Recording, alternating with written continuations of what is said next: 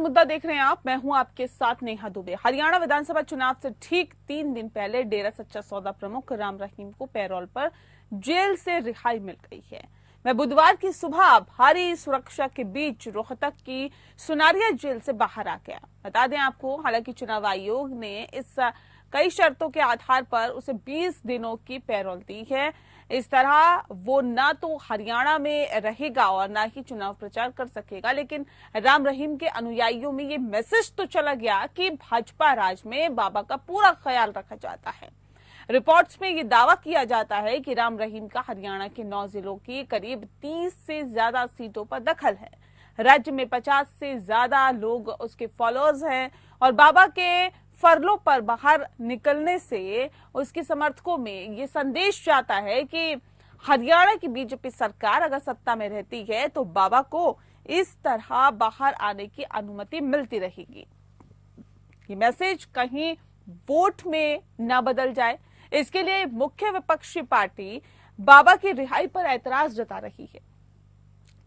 यानी समझा जा सकता है कि राम रहीम अभी भी हरियाणा में कितने प्रभावी है। कांग्रेस ने भारतीय चुनाव आयोग को चिट्ठी लिखकर आपत्ति जताई थी, लेकिन उसकी आपत्ति को दरकिनार कर दिया गया। दरअसल हरियाणा विधानसभा चुनाव में सबसे ज्यादा मारामारी दलित वोट को लेकर है, क्योंकि जाट वोट एक तरीके से कांग्रेस के साथ है। पंजाबी, हिंदू और पिछड़ा वोट अधिकतर बीजेपी के साथ है। बनिया और ब्राह्मण वोट कुछ टूटकर कांग्रेस की ओर जा सकते हैं। प्रदेश में करीब 20% आबादी दलित वोटर्स की है और बाबा राम रहीम के दलित वर्ग में अच्छी पैठ है। ऐसे में बाबा की रिहाई से दलित समुदाय में बहुत वोट बीजेपी को स्थानांतरित हो सकते हैं। उधर दलित वोट बैंक के लिए उत्तर प्रदेश सरकार भी नारायण साकार हरि भोले बाबा पर मेहरबान नजर आ रही है। यूपी पुलिस ने हाथरस जिले में इस साल 2 जुलाई को नारायण साकार हरि भोले बाबा समागम के दौरान ही भगदड़ हुई थी और इस मामले में अदालत ने 3200 पन्नों का आरोप पत्र बीते दिनों दाखिल किया था। पुलिस ने दाखिल चार्जशीट में 11 लोगों को इस हादसे का आरोपी बनाया। इस घटनाक्रम में 121 लोगों की मौत हो गई थी, लेकिन दाखिल चार्जशीट में सूरजपाल सिंह उर्फ भोले बाबा का नाम नहीं है। ऐसे में ये बात भी चर्चा का विषय बनी हुई है कि उस बाबा का नाम एफआईआर में क्यों शामिल नहीं था, जिस बाबा के सत्संग में यह हादसा हुआ था।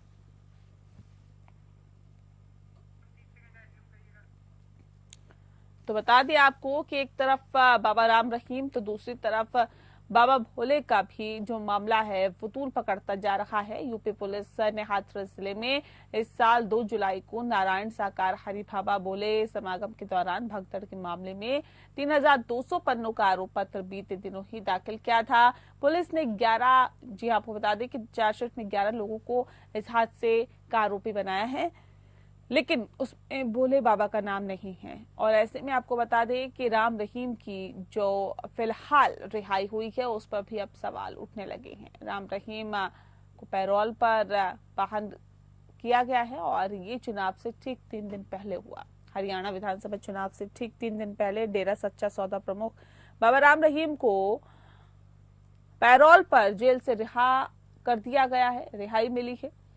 वह बुधवार को सुबह भारी सुरक्षा के बीच रोहतक की सुनारिया जेल से बाहर आया। हालांकि चुनाव आयोग ने कई शर्तों के आधार पर उसे 20 दिनों की पैरोल दी है। तो इस तरह वो ना तो हरियाणा में रहेगा और ना ही चुनाव प्रचार कर सकेगा। लेकिन एक मैसेज जरूर गया है कि भारतीय जनता पार्टी की सरकार में बाबा राम रहीम के जो रिहाई है वो होती रहेगी और उनका ध्यान रखा जाता है।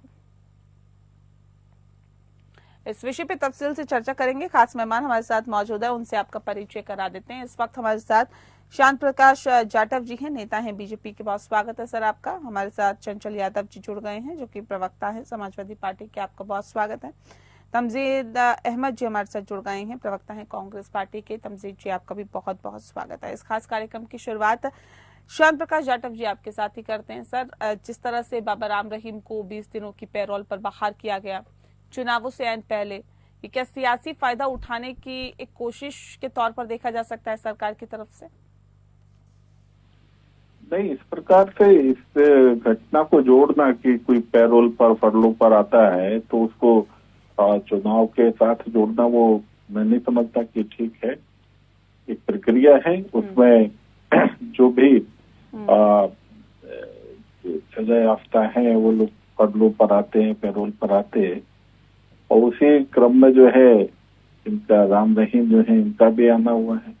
अब टाइमिंग पे सवाल उठ रहे हैं सर, चुनाव से पहले टाइमिंग पे सवाल। तो अभी 4 महीने पहले हमारे लोकसभा के भी निपटे, तो ऐसे चुनाव के साथ में जोड़ना ये कोई विषय वो नहीं है कि भाई जो है ना चुनाव के कारण से या उनके, मैं समझता हूँ कि प्रचार में भी आपने खुद ही कहा है कि प्रचार करने के लिए भी मनाही है, और फिर वो प्रचार करेंगे किसका, किसी पार्टी के तो है नहीं वो, तो प्रचार किसका करेंगे।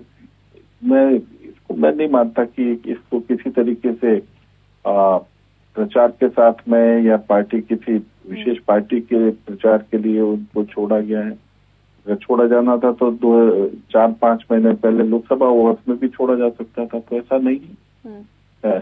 एक स्वाभाविक प्रक्रिया है, जैसे कैसे उन लोगों ने अप्लाई किया होगा, उसको अभी मौका मिला है, तो इसका चुनाव से मैं नहीं मानता कि इसको जोड़ना चाहिए। तमजीद अहमद जी, फिर इसका विरोध क्यों? तो कह रहे हैं चुनावी ये प्रक्रिया नहीं है, ये तो एक ऐसी प्रक्रिया है जिसमें उन्होंने उनको बाहर किया गया है 20 दिनों के लिए पैरोल या फरलो पर बाहर जो कैदी है वो आते हैं, तो ये चुनावों से जोड़कर क्यों देखा जा रहा है? क्यों कांग्रेस पार्टी इसका विरोध कर रही है? देखिए नेहा जी, जिस तरीके का भारतीय जनता पार्टी का कैरेक्टरिस्टिक रहा है, ये सब जानते हैं कि भारतीय जनता पार्टी कानून के हिसाब से कोई काम करना नहीं चाहते। अगर इन्हें वोट की अगर खेती करने का मौका मिल जाए तो इन्होंने तो बलात्कारियों का भी केक काट के स्वागत किया हुआ है।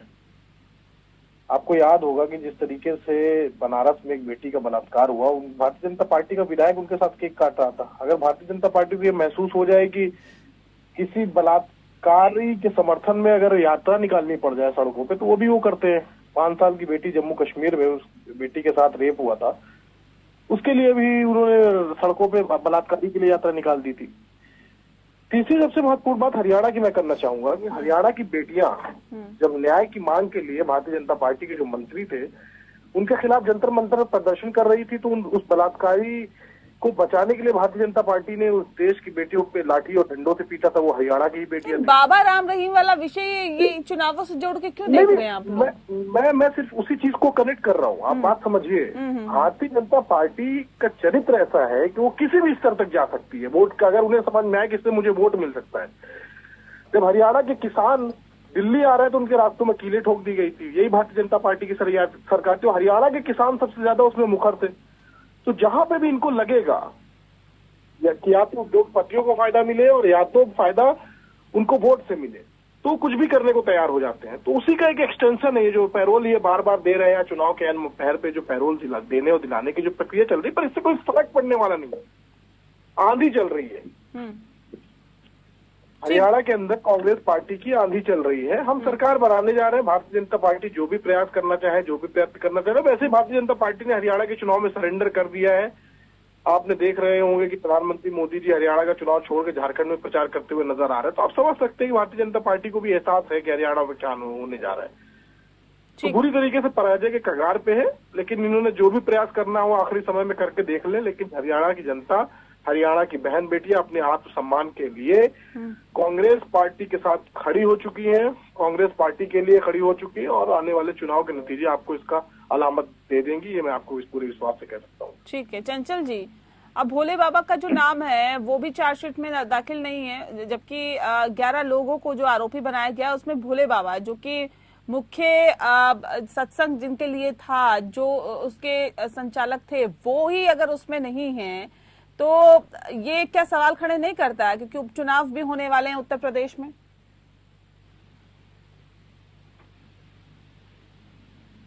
चंचल जी।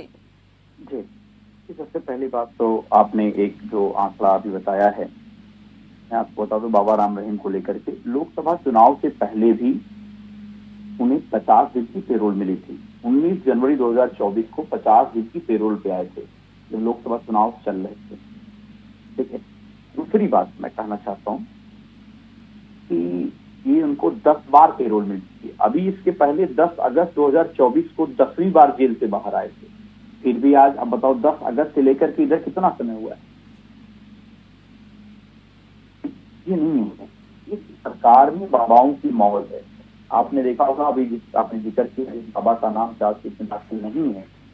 अभी सोचिए इतनी भगदड़ में लोगों के साथ घटनाएं घटी, तो FIR उनके नाम से भी नहीं हो पाई थी, तभी नाम उनका नहीं लिया गया था।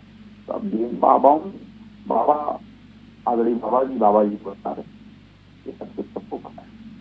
दूसरी बात मैं कहना चाहता हूँ, बीजेपी का चाल चलन चेहरा जो सबके सामने है। ये बलात्कारियों को संरक्षण देने वाली पार्टी है। चिन्मया स्वामी महाराज जी हों, चाहे वो कुलदीप, अब सोचिए इनका बुलडोजर जो है सजायाफ्ता व्यक्ति के घर नहीं चलता है, जो उनकी मुख्यमंत्री सजाती है। कुलदीप सिंह सेंगर साहब के घर बुलडोजर नहीं चला इनका। आपने देखा होगा जो 3 BHU के दरिंदे थे जिन लोगों ने बच्ची के साथ रेप किया, और रेप करने के बाद हमारे जो नौजवान साथी वहां बैठे थे धरने पे, अभी आपने देखा होगा कल सरकार ने उन लड़कों के खिलाफ कार्रवाई की है। और उन लड़कों के खिलाफ क्या कार्रवाई की है? उनको विश्वविद्यालय से निलंबित किया है, किसी को 50 दिन के लिए, किसी को 2 महीने के लिए, किसी को 20 दिन के लिए। अब आप इमेजिन कर सकते हैं कि इस सरकार में लोकतंत्र नाम की कोई चीज बची है? जो भी बलात्कारियों के खिलाफ आवाज उठाता है, आप सोचिए अगर वो लोग धरने पे नहीं बैठते तो क्या तीनों बीजेपी के दरिंदे पकड़े जाते? क्या वो जेल जाते? और जेल गए भी तो बाद में उनका केक काट करके सम्मान किया गया।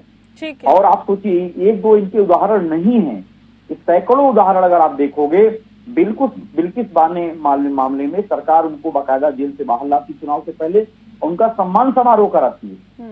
और सेम उसी कड़ी में आपने देखा होगा राम रहीम किस लिए जो है जेल में नहीं, वो तो कह रहे हैं ना एक प्रोसीजर के थ्रू आए हैं वो बाहर, एक प्रोसीजर के थ्रू वो बाहर आएंगे। अगर आपको लगता है कि सही नहीं है तो इसका विरोध करिए। प्रोसीजर ये काम करता है कि ये लोकसभा चुनाव से पहले ऐन वक्त पे पहले आ जाते हैं जेल से बाहर, और विधानसभा के चुनाव से पहले ऐन वक्त से पहले आते हैं।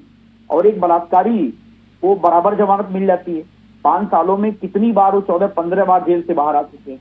अगर आप सारे रिकॉर्ड उठा के देख लोगे, 14-15 बार में अगर आप देखो लमसम 1 साल तक बाहर रह गए होंगे वो अप्रॉक्स।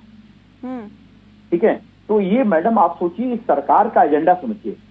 और ये वो सरकार है जो बाबाओं के खिलाफ ठीक है, मैं आती हूँ शांत जी, जल्दी से मुकदमा होने नहीं देती, और जिनके खिलाफ मुकदमा हो भी गया और वो बाबाओं के खिलाफ केस वापस भी लिए जाते हैं। आपने देखा होगा कि सरकार में ऑलरेडी मुख्यमंत्री जी ने अपने ऊपर लगे हुए केस, वो भी गंभीर धाराओं के केस थे। मुख्यमंत्री, डिप्टी CM सब लोगों ने अपने मुकदमे वापस कर लिए। एक समय तो ऐसा था कि पूरी होड़ मची हुई थी कि कौन सब लोग अपने अपने केस वापस लेने के लिए। तो ये बहुत सारे सवाल हैं इन लोगों के बारे में जनता। ठीक है, शांत प्रकाश जाटव जी जवाब दीजिए। इस बाबाओं की सरकार है, बलात्कारियों का संरक्षण करती है सरकार, और देखिए पैरोल अगर मिल रही है तो ये सवाल इस बात को लेकर है ना कि सर ये कहाँ से मिलती है? तो जेल से मिलती है, और जेल किसके अंडर होता है? सरकार के अंडर होता है। तो ये तो कुल मिलाकर सीधे सरकार के संरक्षण की बात की जा रही है कि सरकार पूरी तरह से सरकार का हाथ बाबाओं के साथ है। देखिए, अभी आपने जो ये प्रवक्ता बोल रहे हैं, इन्होंने स्वयं कहा कि 10 से ज्यादा दफा उन्हें पैरोल पे छोड़ा गया है। यानी स्वाभाविक बात है कि एक क्रम से इनको ये इस प्रक्रिया को पालन करते हुए और वहां पर आवेदन करते हुए इनको फैसले पे दिया जाता है। अब इसको चुनाव के साथ जोड़ना, भाजपा को क्या फायदा होगा? लोकसभा में क्या फायदा हो गया? हमारी तो 5 सीटें कम हुई, मगर क्या है कि अपनी जो इनकी हार होने जा रही है ना, उसका ठीक रखे रहे। इन्होंने बाबा को बुला लिया था और बाबा ने वोट कन्वर्ट कर दिया, ऐसी बात कहने के लिए इन्हें मौका मिल रहा है। केवल विरोध करना है। लोकसभा में तो हमें कोई फायदा नहीं हुआ ना अगर आप इसको इसके साथ जोड़ रहे हैं तो। और दूसरा, जिस तरीके से हाथरस की घटना है, तो हाथरस की घटना में जो सत्संग हुआ, उस सत्संग में जो सूरजपाल जाटव जो हैं बाबा जी जिनको कहा जाता है, वो वहां पर मुख्य अतिथि के रूप में गए, मुख्य वक्ता के रूप में गए। और वहां का जो आयोजन है, जिन आयोजकों ने किया, स्वाभाविक बात है कि उनकी जिम्मेवारी थी वहां के जो जनता को बुलाया गया था उनके रखरखाव की, उनकी सुरक्षा की। ये सब चीजों के लिए जो है ना बाबा का रोल नहीं है, वहां के मैनेजमेंट का रोल है, जिसमें कुछ लोग गिरफ्तार भी हैं। और वो उन्हीं लोगों के खिलाफ जो है इस वक्त जो चार्जशीट फाइल हुई है कि उन्होंने क्या नियमों का पालन किया, जो सुरक्षा के लिए जो विभाग से परमिशन की आवश्यकता थी उसका कितना पालन हुआ, और जो ली गई है सुरक्षा उसके बाद में किस किस ने अपनी जिम्मेवारी का निर्वहन किया। इसमें जो बाबा जी जो उस कार्यक्रम में प्रवचन के लिए आए उनका किसी प्रकार का मुझे नहीं दिखता कि कोई रोल है। हाँ, उत्तेजक भाषण उनके द्वारा किया गया होता, कोई उत्तेजक बात कही गई होती तो वहां पर जो है उनका कहीं ना कहीं इन्वॉल्वमेंट मानी जा सकती थी। नहीं, विपक्ष तो ये कह रहा है ना कि बाबा को बचाने की कोशिश है बस, बाकी और कुछ नहीं।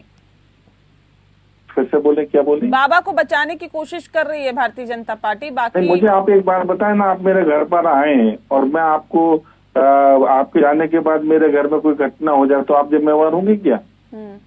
ठीक इसी तरीके से बाबा जी उस कार्यक्रम में गए, उनके जाने के बाद कुछ घटना हो गई है तो इसको सीधे तौर पर ये मानना चाहिए कि वहाँ पर जो आयोजक हैं और वहाँ पर जो भी मिसमैनेजमेंट हुआ उसके लिए जो लोग जिम्मेवार हैं उनके खिलाफ चार्जशीट। ठीक है, चंचल जी कुछ कहना चाह रहे, जल्दी से कहिए चंचल जी, फिर मैं तमसीह जी का रुख करती हूँ। देखिए, अभी हमारे साथी ने कहा कि अगर आपके घर कोई अगर आया है, एक छोटी सी घटना हो जाती है, उसमें बाबा का क्या रोल है, आपका क्या रोल है? अब मुझे आप बताओ दोस्त, आपने सबको बाकायदा इनविटेशन देके भेजा है कि हमारे यहाँ इतने लोग आएंगे, इतने लोगों की संख्या आएगी, बाकायदा आपने इन्वाइट किया है और उस इन्विटेशन में आपने परमिशन जो ली है, तो आपको पता होगा घर के आने की बात नहीं है, आपने परमिशन ली होगी कि भाई हमको इतने लोग आएंगे, और परमिशन के कई गुना ज्यादा आपकी LIU है, आपके पास सारी एजेंसियां हैं, सारी व्यवस्था है, सारा सिस्टम है। आप सोचो मैडम की क्या भयावह स्थिति थी, कितने लोग मारे गए, उसके अलावा लोगों को एम्बुलेंस तक नहीं मिल रही थी, एम्बुलेंस 1-2 घंटे बाद मिली है, लोग एक के ऊपर एक गिर के मर रहे थे और ये कह रहे छोटी सी घटना है। अरे दोस्त, आप बताओ इससे बड़ी घटना और क्या हो सकती, जहाँ पे लोगों की जानें चली गई, वो भी निर्दोष लोगों की, वो भी कोई सरकार का इतना बड़ा फेलियर, सुनाई कम देता है, मैंने छोटी घटना कही है क्या? मेरी बात सुनिए ना, अरे सरकार का इतना बड़ा कम देता है क्या? मैंने इस बात को छोटी घटना कहा है क्या? और आप ये कह रहे हो आपके पास LIU है, आपके पास एजेंसियां हैं, आपके पास सारी की सारी जो है व्यवस्था है, सरकार आपकी है, आप न वहां पे क्या व्यवस्था कराया था आपने? जब ऑलरेडी सच पूछे तो एक तरीके से ये सिस्टमैटिक और ये सरकार के ऊपर सारा का सारा आरोप है कि भाई सरकार ने कहीं पे परमिशन दी, वहां पे कितने लोग पहुंचना था, कितने लोग पहुंच रहे हैं, वो सारी की सारी संज्ञान में थे। सारे के सारे अधिकारियों को सस्पेंड करना चाहिए, बड़े बड़े दोषियों को कार्रवाई करनी चाहिए, लेकिन सरकार बाबा को ही बचा रही।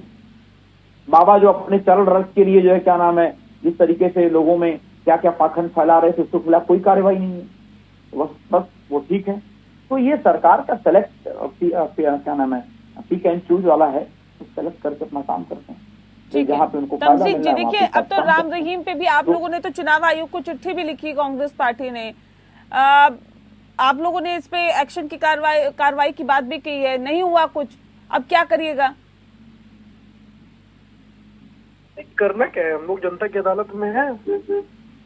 आज प्रचार खत्म हो जाएगा, 5 तारीख को वोट पड़ने वाला है, तो जनता की अदालत फैसला कर देगी।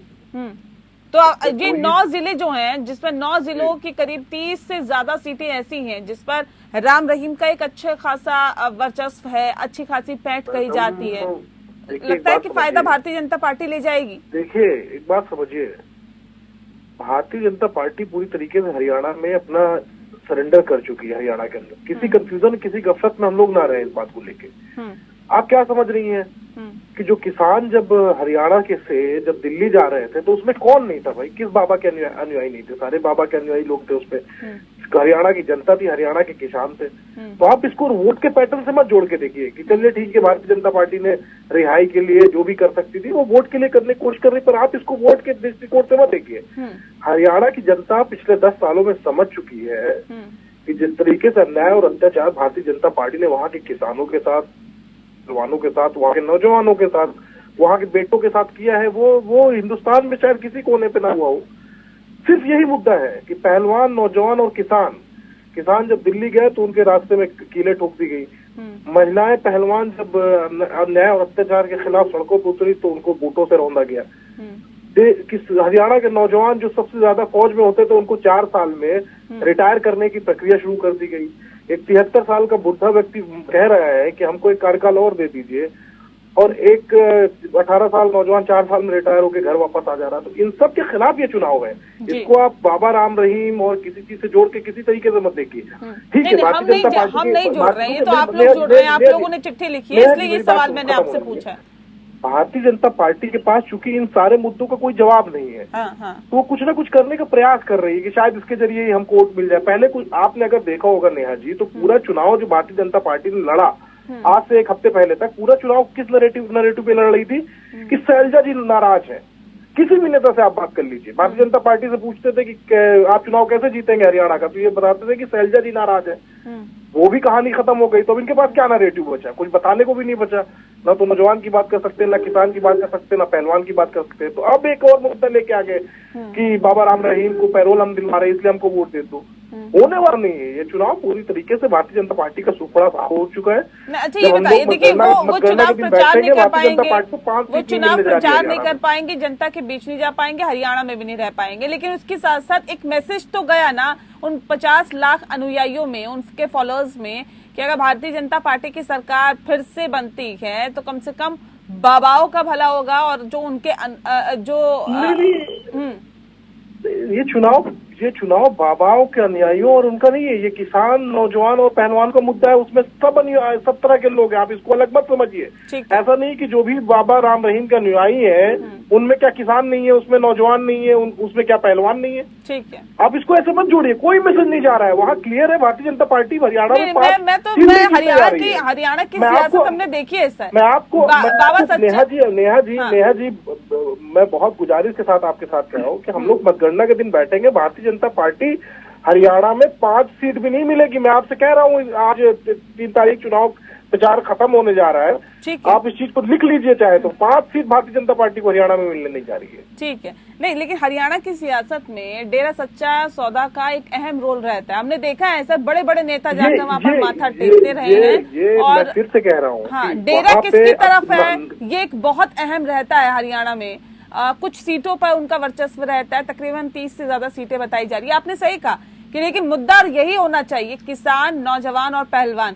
लेकिन शांत प्रकाश जाटव जी, किसान की नाराजगी सभी ने देखी, पहलवान तो सड़कों पे आ गए, नौजवान बेरोजगारी से परेशान है। तो क्या लगता है कि ये तीनों जो विषय हैं, ये बाबाओं की रिहाई या उनके पेरोल के आगे, ये जो बाबाओं के पेरोल है, ये कहीं नहीं टिकेंगे इन मुद्दों के आगे, क्योंकि जनता से जुड़े हुए मुद्दे हैं सर। देखिए, ये सिर्फ कांग्रेस का परसेप्शन है।